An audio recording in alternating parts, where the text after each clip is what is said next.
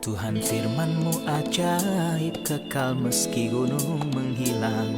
Tiada huruf yang gagal, tak terpatahkan siasat.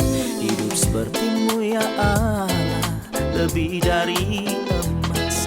Aku bersaksi kitab-Mu, kitab yang suci. Terdengarkan firman-Mu, hibur hati yang luka. Terangilah langkahku kemanapun ku pergi. Biarkanlah firman-Mu berkuasa atasku. Ubahkanku, bebaskanku, ku mau menyenangkan-Mu. Tuhan firman-Mu ajaib, kekal meski gunungnya. Ubah dan bebaskan aku, mau menyenangkan-Mu. Salam jumpa pemirsa terkasih, saya menyambut Anda sekalian dimanapun Anda berada dalam episode yang terbaru, program studi harian kita, Semua Kitab Suci, di mana kita mempelajari semua kitab di dalam Alkitab, dari Kejadian hingga Wahyu, dari hari Senin hingga hari Jumat. Kita telah mengakhiri episode terakhir dengan berakhirnya Kitab Kidung Agung yang berbicara tentang nyanyian pujian kasih antara Tuhan Yehova dan umat-Nya. Umat yang berkenan di hatinya, umat zaman dahulu yang bertobat.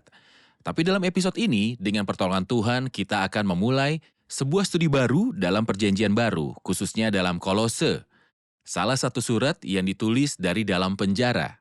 Untuk memulai, izinkan saya untuk menyambut tamu kehormatan di studio, seorang hamba Tuhan, saudara kekasih, Yosef Riyad. Selamat datang, saudara Yosef. Terima kasih, Saudara Yat. Kami juga menyambut hadirin di studio, selamat datang. Saudara Yosef, mohon beri saya gambaran tentang kitab Kolose sebelum kita mulai mempelajari keseluruhannya secara rinci. Seperti Anda sebutkan, Kolose adalah salah satu surat penjara. Dan ada baiknya juga untuk memberikan gambaran tentang 13 surat Paulus. Selain Ibrani yang kemungkinan besar ditulis oleh Paulus, tetapi kitab suci tidak menyebut bahwa itu ditulis olehnya, tetapi ada 13 surat yang dituliskan oleh Rasul Paulus. Ke-13 surat ini dibagi menjadi 3 pembagian. Pembagian pertama disebut surat-surat misi, surat-surat penjara, dan surat-surat pastoral. Inilah ketiga pembagian surat-surat misi. Ada 6, kitab Roma, 1 Korintus, 2 Korintus, Galatia, kitab 1 Tesalonika, kitab 2 Tesalonika, dan ini adalah surat-surat misi yang berarti bahwa ia menulisnya selama perjalanan pemberitaan firman. Lalu 4 surat yang disebut surat-surat penjara, ia menulisnya ketika ia menjadi tahanan di Roma. Di penjara yang tentangnya kita baca di akhir kitab Kisah Para Rasul. Pada akhir Kisah Para Rasul ia pergi ke Roma dan di penjara. Dan dari sana ia menulis 4 surat, yaitu kitab Efesus, Filipi, Kolose, dan yang akan kita pelajari lalu Filemon sebanyak 4 surat. Lalu surat-surat pastoral yang ditulis setelah Rasul Paulus dibebaskan dari penjara ini. Dan jumlahnya 3, 1 Timotius, 2 Timotius, dan kitab Titus. Baik, terima kasih untuk pendahuluannya. Sebelum kita mulai mempelajari surat ini, kita perlu mempelajari jemaat di Kolose. Kemana surat itu dikirimkan? Kapan surat itu dibuat? Bagaimana dan siapa yang memberitakan firman di sana? Kolose adalah sebuah kota di Asia Kecil, tepatnya di provinsi Frigia. Kota ini berjarak sekitar 16 km dari Laodikia yang kaya, sekitar 20 km dari Hierapolis yang terkenal dengan sumber air panasnya, sekitar 150 km dari Efesus, ibu kota Asia Kecil, dan 1.600 km dari Roma, ibu kota Kekaisaran Romawi, yang darinya Paulus menulis surat ini kepada jemaat di Kolose. Bagaimana Injil menjangkau Kolose? Bukan melalui Rasul Paulus, karena kebanyakan Paulus seperti yang kita pahami dari pasal 2 tidak menjumpai sendiri saudara di Kolose. Tetapi mereka mendengarkan Injil sebagian besar melalui Epaphras, yang tentangnya kita membaca di pasal 1 dan juga di pasal yang keempat. Tetapi kita juga dapat menyimpulkan bahwa ketika Paulus berada di Efesus dan tinggal di sana selama 3 tahun, sehingga semua penduduk Asia mendengarkan firman Tuhan termasuk Kolose. Dan mungkin Karena Efesus adalah kota yang penting. Jadi orang-orang pergi ke sana untuk kepentingan tertentu.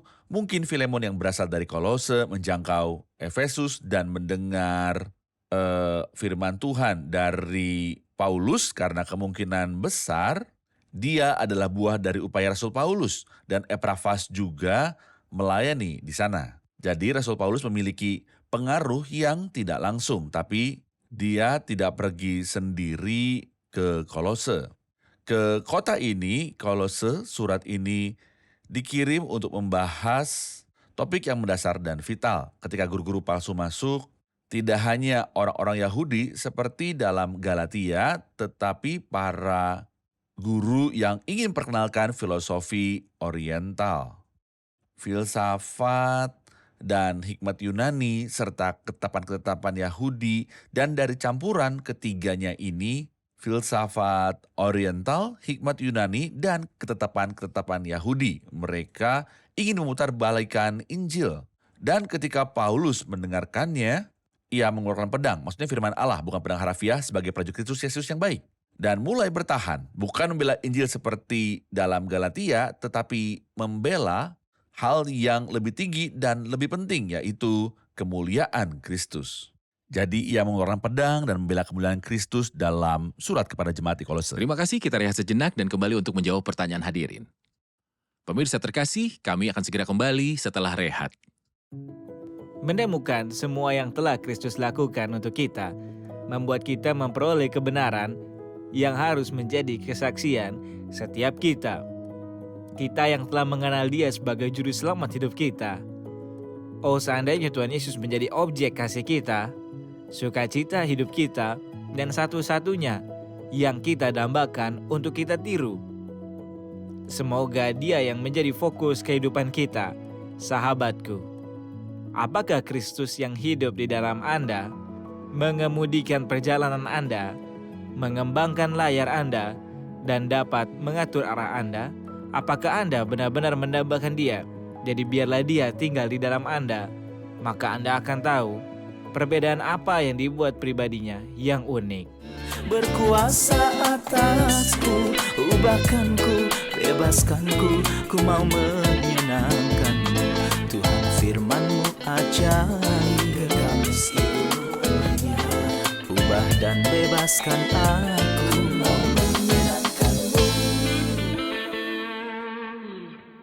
Kami telah kembali pemirsa terkasih untuk menerima pertanyaan dari hadirin.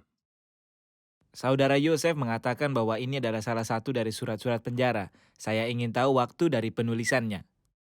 Kapankah surat Kolose ditulis? Kapan Paulus dipenjarakan? Pemenjaraan Paulus kira-kira dari tahun 60 sampai 62 Masehi, karena ia dipenjara selama 2 tahun di Kaisarea. Lalu ia mencapai Roma dan ia juga tinggal selama 2 tahun di Roma. Jadi seluruh waktu pemenjaraannya adalah 4 tahun, tapi hanya 2 tahun diantaranya di Roma. Kemungkinan besar 60 Masehi, 61 Masehi, dan ia dibebaskan di tahun 62 Masehi. Dan surat ini ditulis kira-kira tahun 61 Masehi. Sebelum ia dibebaskan dari penjara, dan kemungkinan besar surat terakhir dari surat-surat penjara adalah Filipi, di mana Rasul Paulus berharap untuk segera dibebaskan. Saudara Yosef, Anda menyebut bahwa Kolose adalah kota dengan peradaban. Tentu saja, Ya. karena mengandung peradaban Romawi, maka pasti merupakan sarang ajaran sesat. Hal-hal baru dan bidat apa saja yang masuk ke Kolose, khususnya jemaat Kolose yang mungkin berisiko sebagai umat Tuhan. Sebuah bidat yang dimulai pada abad pertama, tetapi ciri-cirinya muncul setelah itu pada abad kedua, dan itu disebut Gnostisisme. Kata Gnostik berasal dari kata gnosis yang berarti pengetahuan, sehingga mereka mengklaim memiliki pengetahuan yang tidak ada di dalam Alkitab. Dan mereka telah menyusun teori dari pikiran mereka. Mereka mengatakan bahwa Allah itu besar. Tentu saja ini benar, tetapi mereka mengatakan hal yang salah, bahwa materi itu jahat. Materi apapun. Materi apapun adalah jahat. Dan Allah adalah roh yang bebas dari kejahatan. Oleh karena itu, menurut teori mereka yang salah, mustahil Allah menciptakan materi. Lalu siapa yang menciptakan bumi ini dan siapa yang menciptakan manusia? Mereka datang dengan teori yang mengatakan bahwa Allah menciptakan makhluk yang lebih rendah darinya. Makhluk yang lebih rendah ini menciptakan makhluk yang kedua lebih rendah darinya, dan yang kedua menciptakan yang ketiga, dan seterusnya. Sampai pada akhirnya datanglah satu makhluk yang menciptakan materi. Ini adalah untuk menjauhkan Allah sejauh mungkin dari materi yang jahat menurut ajaran mereka yang salah. Dan saya pikir bidat inilah yang memasukkan pandangan yang lebih rendah terhadap pernikahan dalam agama Kristen. Pernikahan dihormati dalam Alkitab. Allah mengaturnya di Taman Eden. Dan Kristus menghargai dan menghormatinya saat ia mengadakan mujizat pertama dalam sebuah perkawinan di Kana di Galilea. Dan kehormatan terbesar untuk pernikahan adalah bahwa itu adalah simbol hubungan Kristus dengan gereja. Tetapi mereka, karena iblis telah mendorong mereka untuk membenci materi. Mereka membenci pernikahan juga. Dan ini masuk ke dalam agama Kristen. Meskipun gnostisisme tidak ada hari ini dalam bentuknya, hal itu ada dengan efek-efek yang menghancurkan. Seperti misalnya apa yang saya sebutkan dan juga bidat saksi Yehova, yang mengatakan bahwa Kristus adalah Allah tingkat kedua, bukan tingkat pertama. Semua ini berasal dari gnostisisme yang muncul pada abad pertama dan terbentuk ciri-ciri terakhirnya pada abad kedua Masehi. Jadi ringkasan dari bidat ini adalah bahwa Allah adalah roh dan ia tidak berurusan dengan materi ini. Ya, Karena materi itu jahat, maka Allah bukanlah pencipta materi. Ia Benar. bukan pencipta alam semesta secara umum Ya. dan manusia, tetapi ia mendelegasikan ciptaan kepada sesosok makhluk Lebih yang rendah memiliki darinya. tingkat yang lebih rendah sama mencari darinya. ciptaan dunia. Apakah ini satu-satunya bidat pada zaman itu atau adakah bidat lain? Sebenarnya ini adalah bidat utama yang ada, tetapi seperti yang akan kita baca dalam surat ini bahwa rahasia-rahasia timur mulai masuk ke jemaat di Kolose. Filsafat dan hikmat Yunani mulai masuk, lalu ketetapan-ketetapan Yahudi mulai masuk. Ini juga menyebabkan sebuah masalah di Kolose dan kita akan temukan di pasal yang kedua. Bahwa Paulus menyediakan penawarnya. Pada zaman Elisa, kebetulan labu liar dimasukkan ke dalam masakan di periuk besar dan mereka berseru dan berkata, maut ada dalam kuali itu, hai abdi Allah. Dan penawar yang Elisa buat adalah bahwa ia membawa tepung dan membubuhkannya ke dalam kuali dan tidak ada racun di dalam kuali itu. Dan seolah-olah Rasul Paulus saat ia melihat racun dicampurkan ke dalam ajaran Kristus, ia membawa Kristus dan mengajar tentang dia. Demikian surat yang paling banyak berbicara tentang kemuliaan Kristus adalah Kolose. Jadi Paulus menyediakan Kristus dalam surat ini sebagai penawarnya. Ya. Dari perspektif manakah ia berbicara di sini tentang Kristus? Apa gambaran yang dilukiskan surat ini tentang Kristus? Surat ini sangat mirip dengan Efesus dan ketika kita mempelajari kedua surat itu, kita akan menemukan sejauh mana kemiripan surat-surat. Dan kedua surat bicara tentang rahasia, tapi dari dua sisi yang berbeda. Pertama, apa rahasianya? Rahasianya adalah hubungan Kristus, kepala dengan gereja tubuh. Jadi rahasianya adalah bahwa Kristus adalah kepala dari tubuh dan gereja adalah tubuh Kristus. Rahasia ini besar, tetapi yang aku maksudkan ialah hubungan Kristus dengan jemaat. Dan jemaat. Dalam surat kepada jemaat di Efesus, Rasul Paulus berfokus pada tubuh dan berkat-berkat tubuh. Karena kesatuannya dengan Kristus. Jadi ia peduli dengan pada gereja. Tetapi dalam surat kepada jemaat Kolose, ia memihak ke yang lain. Ia peduli dengan kepala. Jadi ia bicara pada kita tentang kemuliaan-kemuliaan kepala. Kristus dalam surat kepada jemaat Kolose sebagai tubuh dari tubuh gereja. Tetapi tidak hanya sebagai kepala dari tubuh, tetapi sebagai yang sulung dari semua ciptaan. Artinya bahwa ia memiliki posisi pertama dalam kaitannya dengan semua ciptaan Tuhan. Nanti kita akan merujuk pada arti anak sulung dari antara semua ciptaannya. Tetapi saya ingin mengatakan bahwa ia memiliki kemuliaan-kemuliaan dalam ciptaan pertama. Dan memiliki kemuliaan-kemuliaan dalam ciptaan baru, yaitu gereja sebagai kepala gereja, kepala dari tubuh. Baik, kita rehat sejenak dan kembali untuk menjawab pertanyaan. Pemirsa terkasih, kami akan segera kembali setelah rehat. Bebaskanku, ku mau menyenangkanmu. Tuhan firman-Mu ajaib, kami seluruhnya. Ubah dan bebaskan aku, mau menyenangkanmu. Kami telah kembali pemirsa terkasih untuk menjawab pertanyaan dari hadirin di studio. Kami mengerti dari saudara Yosef bahwa ada 4 surat yang ditulis di penjara. Apakah ada hubungan antara 4 surat ini? Apakah ada hubungan antara keempat surat di penjara? Efesus, Filemon, Kolose, dan Filipi. Indah pertanyaan yang bagus. Pada faktanya ada hubungan yang indah. Jika saya menjelaskannya, saya akan mengatakan bahwa ada 2 surat yang mirip satu sama lain, seperti yang saya katakan sebelumnya, Efesus dan Kolose. Dan juga kedua surat lainnya, Filipi dan Filemon. Bagaimana mereka serupa atau dari perspektif mana? Saya dapat melihat tujuan Allah dalam 2 surat pertama. Dan dalam surat kedua, jalan Tuhan. Tuhan memiliki tujuan dan memiliki cara. Dan ini jelas dalam Keluaran ketika Allah berkata kepada Musa, "Naiklah, aku ingin mengutus engkau untuk membawa umat ini keluar dari Mesir dan membawa mereka ke tanah Kanaan." Jadi tujuan Allah adalah untuk membawa bangsa itu ke tanah Kanaan, tapi jalan Tuhan adalah bahwa mereka melewati padang gurun selama 40 tahun. Jadi kita memiliki 2 surat bicara tentang tujuan-tujuan Allah dan 2 surat bicara tentang jalan-jalan Allah. Bagaimana? Saya telah membahas beberapa waktu yang lalu bahwa baik Efesus maupun Kolose menceritakan kepada kita mengenai rahasia yang telah disembunyikan di dalam Allah selama berabad-abad, tapi sekarang telah dinyatakan dan kita tahu bahwa ada sebuah hubungan. Karena Efesus berbicara tentang tubuh, sementara Kolose berbicara tentang kepala dari tubuh ini. Tetapi Filipi dan Filemon berbicara tentang jalan-jalan Allah.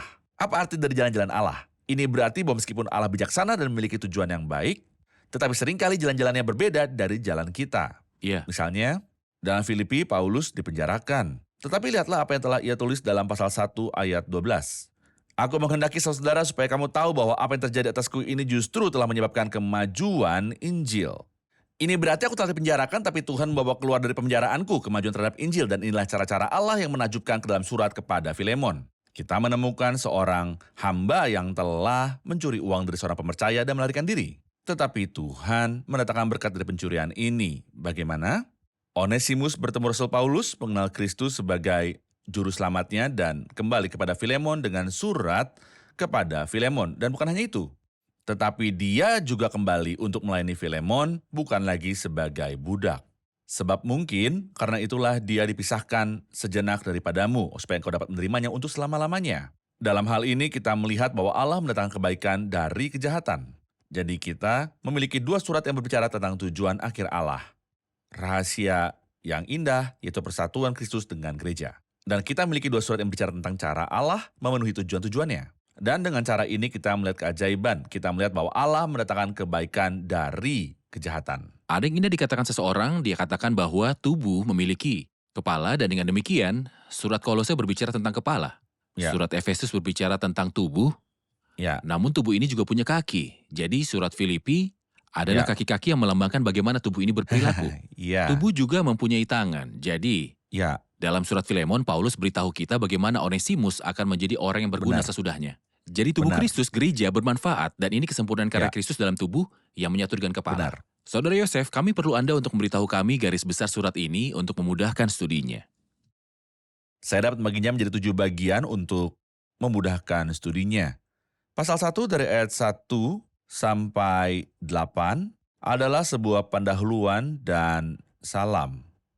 Dari ayat 9 sampai dengan yang ke-14, doa yang dinaikkan Paulus bagi orang-orang percaya di Kolose.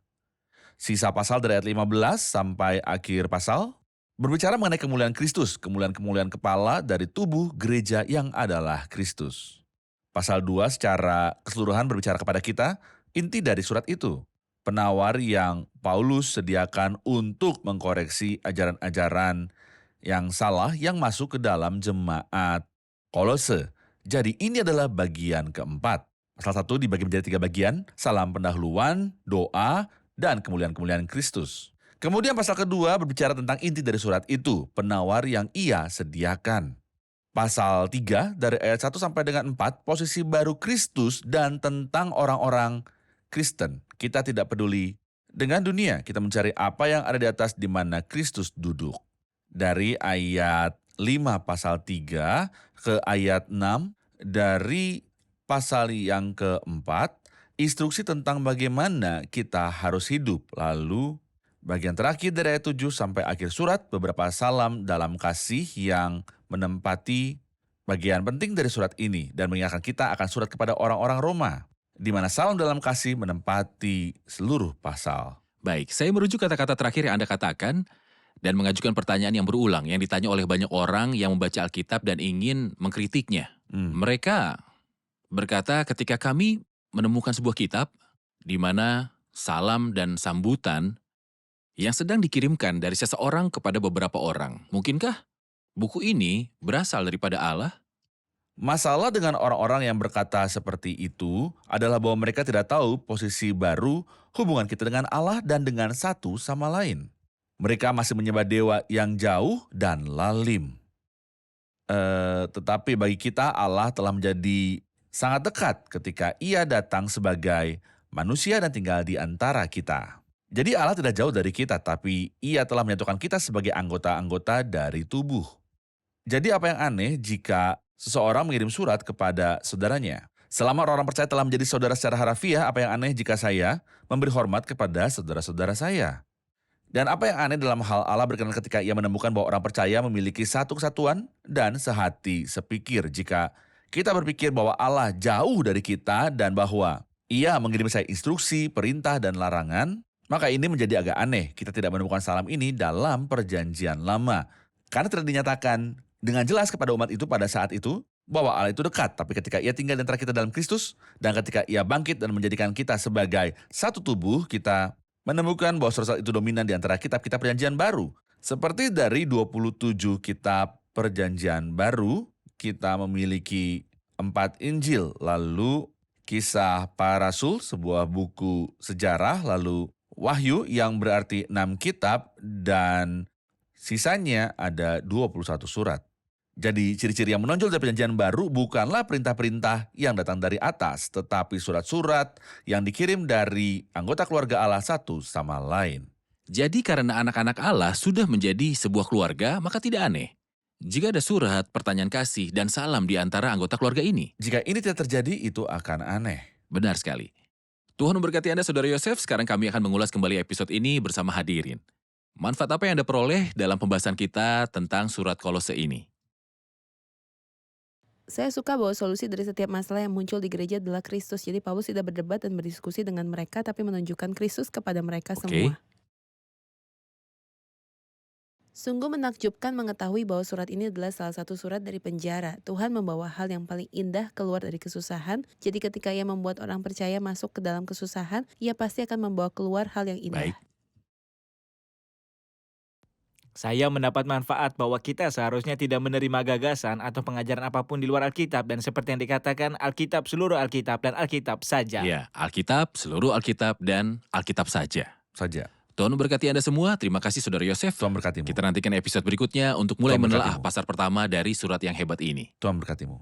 Pemirsa terkasih, kita tahu di episode hari ini bahwa jemaat yang baru lahir di Kolose tidak luput dari serangan iblis seperti ular, melalui ajaran-ajaran sesat dan hal-hal baru yang ada sejak awal.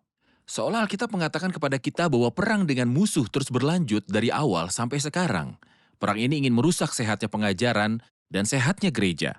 Jadi apa yang harus kita lakukan? Kita harus membentengi dengan Alkitab, dengan pengajaran yang sehat, dan dengan firman Tuhan yang kudus. Setiap kita harus berpegang teguh pada firman ini, seperti pada pelita yang bersinar di tempat gelap.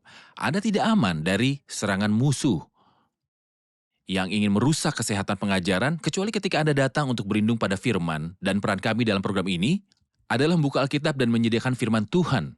Jadi saya mendorong Anda untuk bergabung dengan saya di episode berikutnya, sementara kita mempelajari Kolose untuk mengetahui kekayaan, kemuliaan Kristus yang ada di dalam surat ini. Kiranya Tuhan besertamu.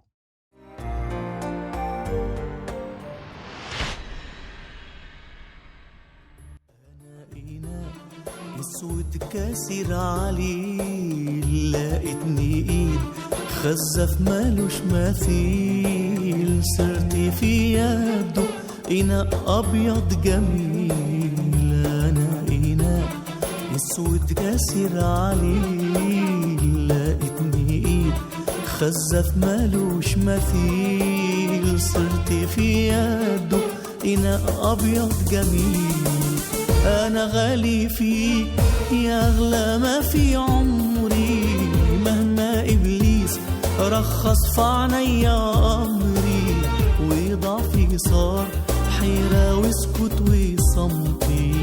أذكر ده دمك هو تمني وقيمتي. أنا غالي فيك يا أغلى ما في عمري. مهما إبليس رخص في عينيا أمري وضعفي صار حيرة واسكت وصمتي.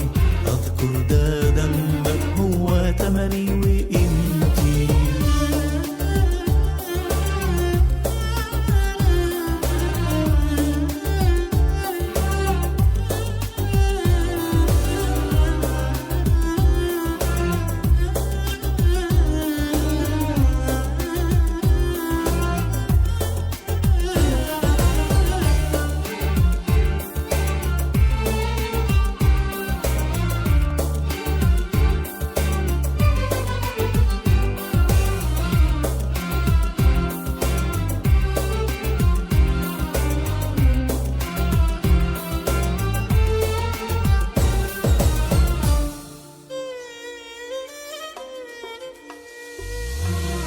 أنا عايش بيك يا نفسي وشهيقي.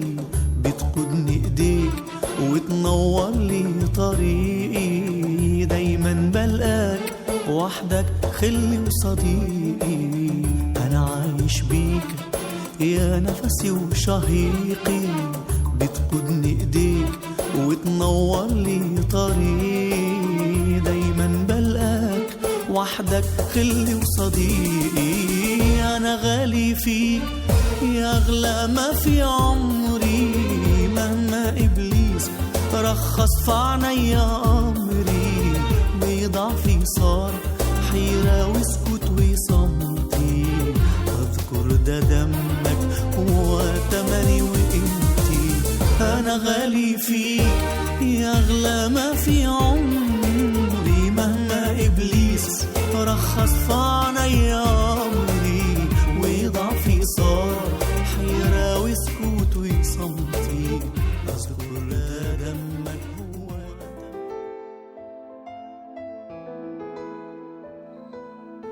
Tuhan firman-Mu ajaib, kekal meski gunung menghilang.